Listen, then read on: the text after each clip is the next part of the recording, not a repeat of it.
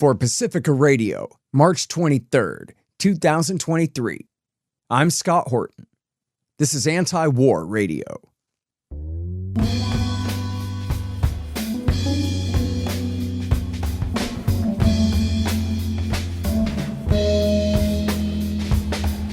All right, y'all, welcome to the show. It is Anti-War Radio. I'm your host, Scott Horton. I'm editorial director of Antiwar.com and editor of the book Hotter Than the Sun, Time to Abolish Nuclear Weapons. You can find my full interview archive, more than 5,800 of them now going back to 2003, at scotthorton.org and at youtube.com/Scott Horton Show. And you can follow me on Twitter, if you dare, at Scott Horton Show. All right, today's guest, again, is the great Kyle Anzalone, opinion editor at Antiwar.com and news editor over at The Institute. Welcome back to the show, Kyle. How you doing, man? Doing very well, Scott. Thanks for having me back on. Really great to have you here, and we have so much important news to talk about, but I want to start with Somalia. You know, way back when I first started on KPFK in 2010, I tried to point out to people just how bad George W. Bush and Barack Obama's war in Somalia was. But that was 13 years ago. And in fact, it was 10 years ago that I wrote my article for FFF called U.S. Government to Blame for Somalia's Misery, about how it was really George W. Bush's dirty war, and by that time Barack Obama's dirty war, that had caused the drought to cause a real famine in that country, because it was the war that prevented trade from making up for the damage caused by the drought, which had hit all of East Africa. But by 2013, Kyle, the FuseNet, which is an NGO supported by the U.S. and U.K., so against interest in a sense there, reported that they thought 250,000 people had died. And that was the first major famine. There was another one in 2017, and now you're reporting this week there's another major famine in Somalia now. Somalia still at war under the authority of Joe Biden, after Donald Trump tried on his last day or something to end the war and was overruled. The war continues, the famine continues, and there's a new UN report about it. So please let us know here.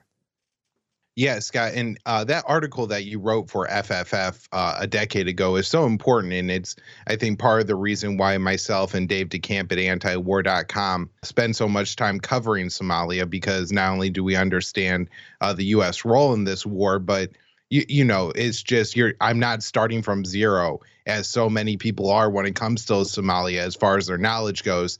So it's really hard to understand what's happening there today. But a year ago, I actually wrote an article, and the United Nations was predicting that there would be a famine in Somalia.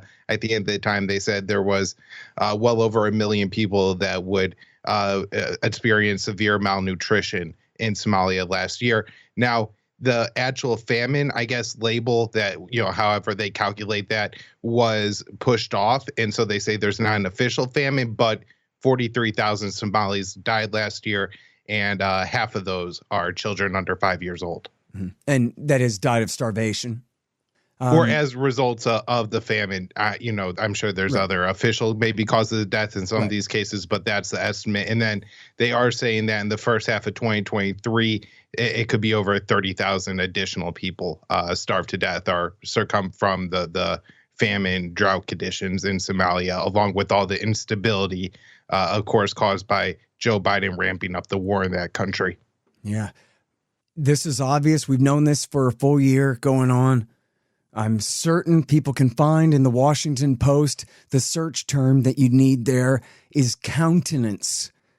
The Biden administration is willing to countenance increased hunger in the global South in order to enforce their sanctions against Russia.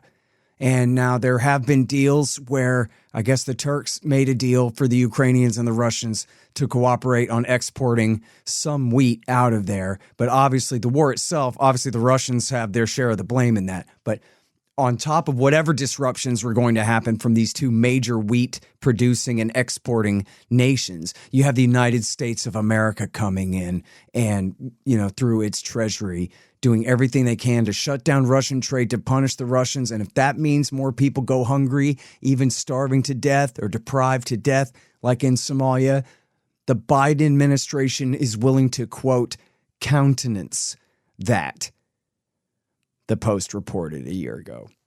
Yeah, and we recently had that agreement extended by 30 days to continue the shipping out of the Black Sea ports of Ukraine, agricultural products from, both Russia and Ukrainian.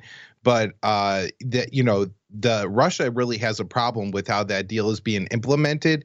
And so, several times this has been extended. This last time it almost wasn't extended, but the extension's only for 60 days. And the Kremlin says that, the reason they're not extending it further is the way that the Western sanctions are being applied. It's cutting against the initial agreement that was made between Russia, Turkey, and Ukraine. Yeah.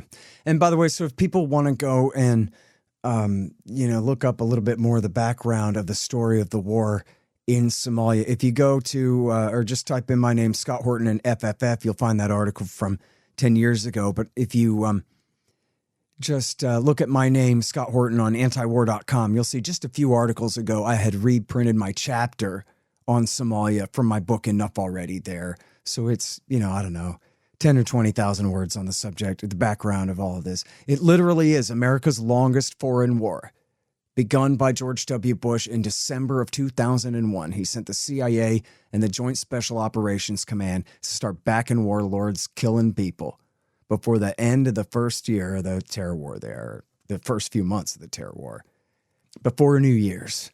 And so, it wasn't long after we pulled out of Afghanistan in 2021. And just a couple of months later, Somalia officially passed Afghanistan as America's longest foreign war. And then, it is important that Donald Trump, according, again, to the Washington Post, just through frustration, because he probably didn't even know where Somalia was, and this is according to James Mattis, that Trump said, I want to get out of there. Why are we in Somalia? I just want to leave there. And that Mattis told him, no, we're there to prevent another Times Square attack, which if anyone knows anything about the Times Square attack, which failed, luckily, in 2010, that was a direct retaliation for a drone strike in Pakistan. So it's a complete non sequitur to say using drones to murder Somalis will prevent terrorism. That's what causes terrorism. And then secondly, he said, and this is again Washington Post, Secretary of Defense Mattis to President Trump, you have no choice. And then what did Trump do? Salute and click his heels and obey orders from the guy that works for him. And so we're in Somalia to this day. Again, he tried to pull out he gave orders to get out at the very end of his presidency, and then Biden just overturned it. Right. And from what the Pentagon has said, that, missions in Somalia really didn't decrease at that time. The AFRICOM said that they had just been commuting to work after the Trump, they went to, I think, mostly Kenya, and then they were just helicoptering to Mogadishu or whatever they were going to do in that country anyways. And I'm sure, wherever they're based in Mogadishu, they probably take a helicopter anytime they leave. So it really probably didn't change things all too much for the situation in Somalia for those probably 18 months that U.S. troops weren't officially stationed there. Yeah. And I know the war on terrorism seems like it's a previous generation, but it's not over yet. We still got troops in Iraq. We still got troops and I don't know if they're really going on missions against ISIS anymore, if they're just, holding up in Kurdistan there in Iraq. They're certainly going on missions against ISIS in Syria, at least from time to time. They're still bombing Somalia, and they're bombing AQAP in Yemen, again, because we're switching sides in the Yemen war. And the war against al-Qaeda there was much less destructive than the last 8 years of war for al-Qaeda there has been. But if you go back to the 2009 through 15 terror war there, before we switched sides, it was horrific enough. And, by our Pentagon's lights, the long war is exactly that. They're not done there yet. SOCOM has to do something, or they'll have to get jobs.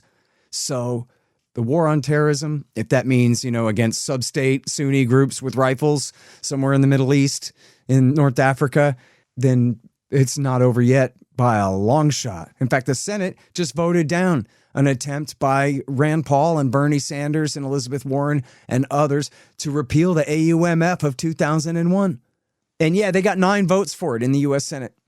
The rest of the U.S. Senate says, nope, the terror war stays. So it feels like it's over, compared to, say, the height of Iraq War II or something like that and the level of news coverage. But it is absolutely not over yet. All right, now it's Antiwar Radio. I'm Scott Horton talking with Kyle Anzalone. And we're talking about the bad news, American foreign policy. Now let's talk about the war in Ukraine, of course. That's the big one. The fight over Bakhmut in the east continues. And I guess part of the news is not just the news, but it's that the news is being reported, Kyle. And places like the Washington Post, again, are finally starting to admit what critics have been saying for quite a while now about that war. Yeah, so in particular with the fight for Bakhmut, we're having more and more sources say that, this is a meat grinder, that Ukraine is expending a lot of soldiers and everything in weapons here, and that it's not sustainable. And so Russia continues to gain territory around the city, but I'm not exactly sure how close they are to taking it. There's a lot of other fighting going on in Ukraine as well. A lot of people dying, and as you mentioned, a lot more honesty around the whole idea that Ukraine has lost a lot of their most experienced fighters, and now they're just throwing conscripts onto the front lines that are poorly trained and not prepared whatsoever. Yeah. It's really a horrible war. I mean, picture, audience, whatever you saw hell, you can look it up on Telegram and watch it yourself. But, if you think of like a World War I movie, artillery shells going off everywhere, tank warfare, people being blown to bits, pink mist where your best friend was standing a second ago, that kind of thing. That's what's happening. It's just an absolute horror show beyond any, kind of nightmare you could have, is what the fighting is going on there.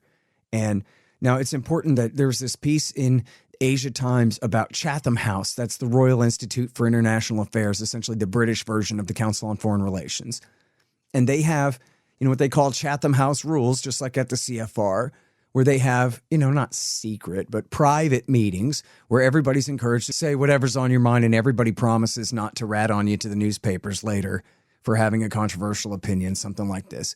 So the guy didn't attribute names to statements, but he reported on this overall meeting at Chatham House there in London, and how all of the people participating in the panel were hawks, and all of them were recommending that America and or Britain double down, triple down, create a foreign legion of some kind, pour more weapons in, but that by the end of the meeting, it had essentially been made clear that everyone agreed Ukraine cannot win this war. So that just seems like something that they, critics like Colonel McGregor said a year ago, that sooner or later, the Russians are going to win this thing. And, we're essentially just expending Ukrainian lives to hurt Russia when we're not really protecting Ukraine from them at all, which is, quite contrary to what the narrative on TV has been. That's for sure, Kyle. Yeah, and I just read an article from The Atlantic from this week where the author essentially admits that, what the U.S. is doing only prolongs the war. That, there's no solution here where with what the U.S. is providing support for Ukraine, that they win this war. And so, we have more and more admissions that this really is just about weakening Russia, Scott, and that, they want to drag this thing on as long as possible, but that's about as much as Ukraine's going to get. Yeah. It's interesting, too, that, that article is in The Atlantic, and the guy that wrote it, Loyola is his name, is from the Foundation for Defense of Democracies, and saying, so this is a group that's neoconservative, very hawkish group. Now, maybe they just prefer that Israel get all the attention instead of Eastern Europe or something. I don't know. But, for those two to come together that way, the FDD and the Atlantic, to say, here's a little bit of reality on this story is, it's almost like blowing the whistle in a way compared to how powerful the common narrative has been. All right, now, so and talk about this piece that you wrote for the Institute. Army establishes first permanent garrison on NATO's eastern flank. Right. So this is the first time there's a permanent in the, officially permanent, Scott, deployment of U.S. troops to Poland. Now, there are about 10,000 U.S. troops in Poland, and they claim they're there on a rotational basis. So, this it is a lot of just a symbolic gesture towards Poland. But at the same time, as the U.S. ambassador Brzezinski, or Zabinus, said, and then also the Polish defense minister, this is a historic step that Washington is taking here because, it's another case of voiding out agreements that were made with Moscow after the Cold War about how, the military balance and situation in Europe would be handled. And the U.S. said that they wouldn't put permanent troops stationed in former Warsaw Pact or USSR countries. And now we have, officially violating that agreement. Yeah, absolutely. Hang on just 1 second. Hey, y'all, the audiobook of my book, Enough Already, Time to End the War on Terrorism, is finally done. Yes, of course, read by me. It's available at Audible, Amazon, Apple Books, and soon on Google Play and whatever other options there are out there. It's my history of America's war on terrorism from 1979 through today. Give it a listen and see if you agree. It's time to just come home. Enough already. Time to End the War on Terrorism. The audiobook. Hey guys, I've had a lot of great webmasters over the years, but the team at expanddesigns.com have by far been the most competent and reliable. Harley Abbott and his team have made great sites for the show and the Institute, and they keep them running well, suggesting and making improvements all along. Make a deal with expanddesigns.com for your new business or news site. They will take care of you. Use the promo code SCOTT and save $500. That's expanddesigns.com. Man, I wish I was in school so I could drop out and sign up for Tom Woods' Liberty Classroom instead. Tom has done such a great job on putting together a classical curriculum for everyone from junior high schoolers on up through the postgraduate level. And it's all very reasonably priced. Just make sure you click through from the link in the right margin at scotthorton.org. Tom Woods' Liberty Classroom. Real history, real economics, real education. And I love harping on this. I just think it's so telling that a year ago, or before the war, more than a year ago, when the Russians, as part of their demands, were saying, we want not only a halt to NATO expansion and declare neutrality for Ukraine and implement Minsk II and all that, but we want you to pull your military forces in the new NATO member states back to where they were in 1997, like in the deal. And the entire Washington national security establishment and media establishment all said together, what? 1997? Whatever is he talking about? And they might as well have been mentioning some deal that we had made back in 1897. Everybody knows that Bill Clinton's word means nothing. And in fact, 1997 is so long ago that they weren't even going to look it up to try to figure out what he was talking about. The Russian NATO Council Founding Act? Never heard of it. And not going to look into it. It's something that Putin brings up. It's something that sounds long enough ago now. The reaction was simply to mock the Russians and laugh. And act like this was the craziest thing in the world. Oh, my God, you believe this? He's bringing up this thing from 1997 now? Yeah, it was Bill Clinton's sacred oath for all that's worth.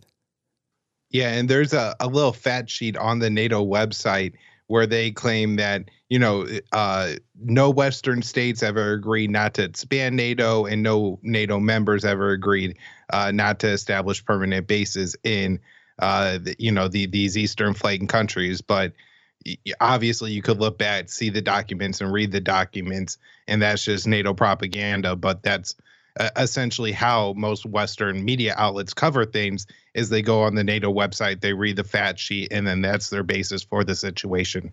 Yep, simple as that. And by the way, The source for this is Michael McFaul, so I know that he's a horrible liar, but this is certainly against interest, the former ambassador to Russia under Obama.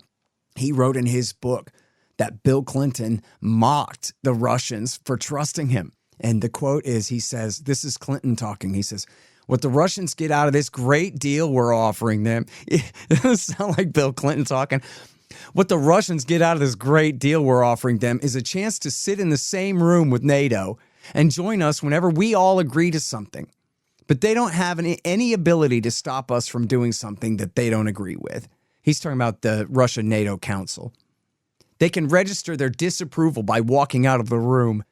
And for their second big benefit, they get our promise that we're not going to put our military stuff into their former allies, who are now going to be our allies, unless we happen to wake up one morning and decide to change our mind.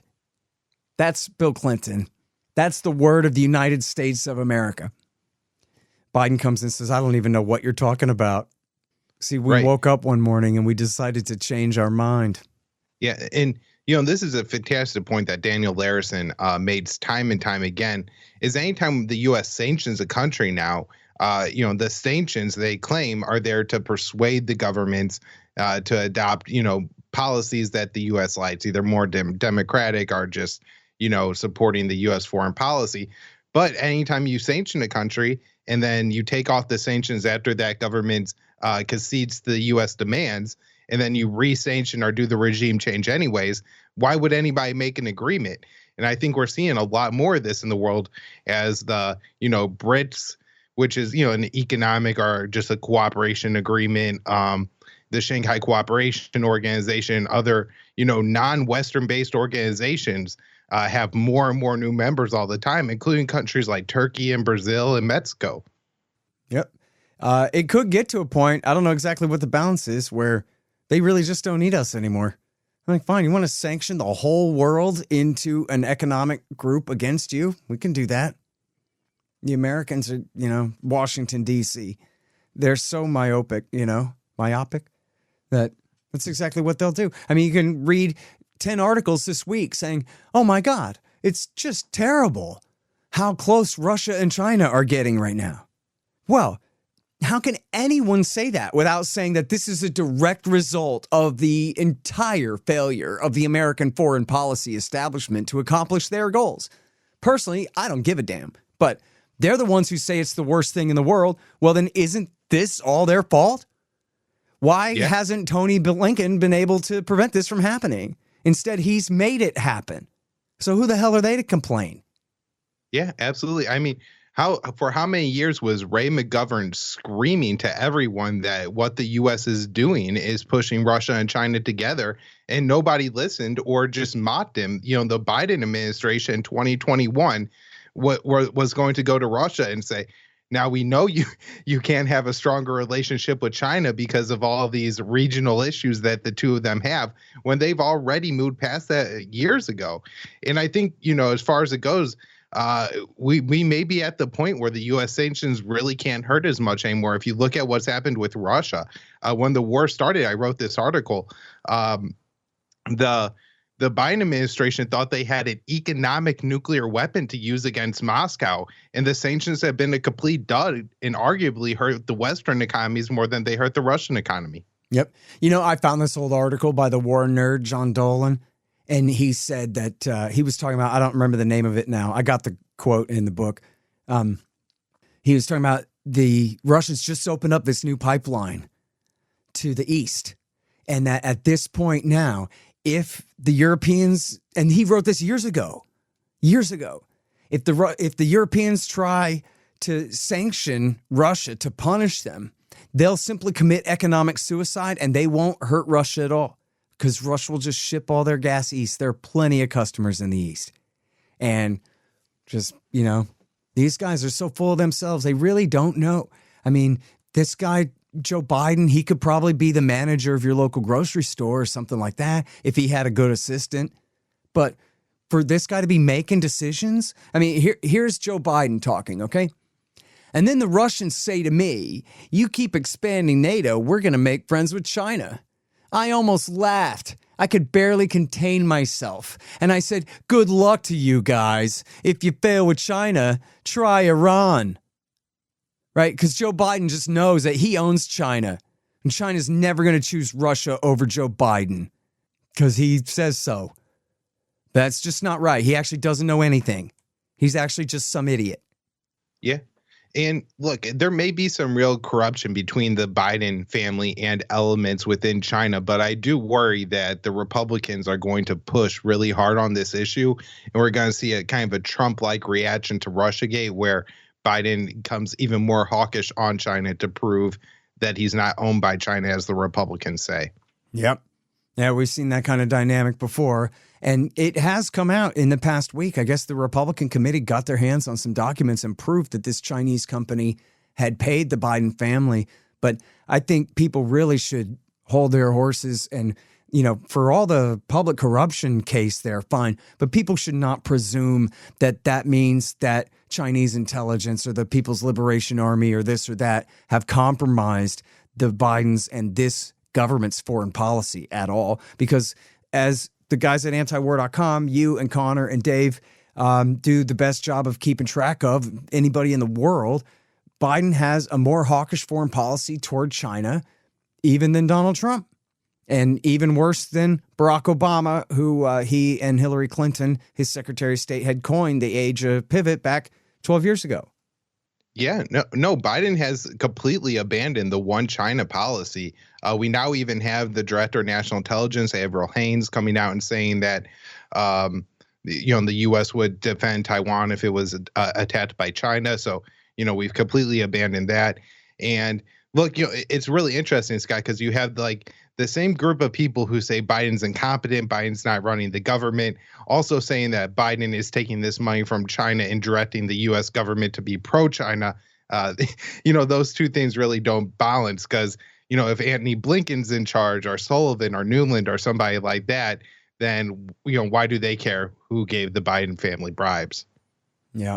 I want to switch back to Eastern Europe here because we've got some political news as well. Clearly, they have given, huge incentive to the far Eastern European countries like the Baltic states to double down on their commitment to NATO and NATO's commitment to them. And apparently they are even bringing Finland and Sweden, who have stayed out and have stayed neutral, into the alliance at this late date. So what's the progress on that? So it looks like at least Finland will be admitted into NATO sometime around this summer. We have two countries that haven't approved membership, and all 30 members do have to approve it. That's Hungary and Turkey. I speculate that Hungary is kind of waiting for Turkey to make the decision, that they rather not upset the Kremlin, but they definitely don't want to upset NATO. So if Turkey goes ahead and admits these countries, then Hungary will, but if not, then I think they'll let Erdogan kind of take the fall for being the bad guy, keeping them out. So the issue has been around these two Nordic countries' support for Kurdish groups in Turkey that the European Union, the U.S., and everybody does say are terrorist groups, and yet they do receive some support from these Nordic states. And some of their exiles live apparently in Switzerland, or not Switzerland, Sweden in particular. So Turkey is really pushing for those extraditions, and not a lot of them have happened yet. Initially, it was reported that because it was a joint bid that the two countries had to be admitted together. Now they're saying that they're willing to do it separately. And so Turkey, Erdogan said that before the May elections in Turkey that he's going to go ahead and give Finland approval to join NATO. So I expect Hungary to do so around the same time, and then the ceremony to happen at some point this summer at NATO. Yep. All right. Well, listen, man, I didn't even realize how over time and late on time we are here, Kyle, but we got to go. That's it for Anti-War Radio for the day. I just want to point people real quick to antiwar.com/Scott. If you want to read my 20th anniversary of Iraq War II article that I wrote there, and I've republished the entire Iraq War II chapter of my book, Enough Already, on my Substack for free. It's scotthortonshow.substack.com, and you can read its 14 sections, my Iraq War II chapter, republished in its entirety for you there. And if you look at my Twitter feed, you can find a thread that I wrote of 23 articles about how the neoconservatives lied us into war in Iraq and why. And that's all at Scott Horton Show. And with that, that's the show. Thank you very much for your time again, Kyle. You're great. Thank you, Scott. All right, you guys. And I am here every Thursday from 2:30 to 3 on KPFK 90.7 FM in LA. See you next week.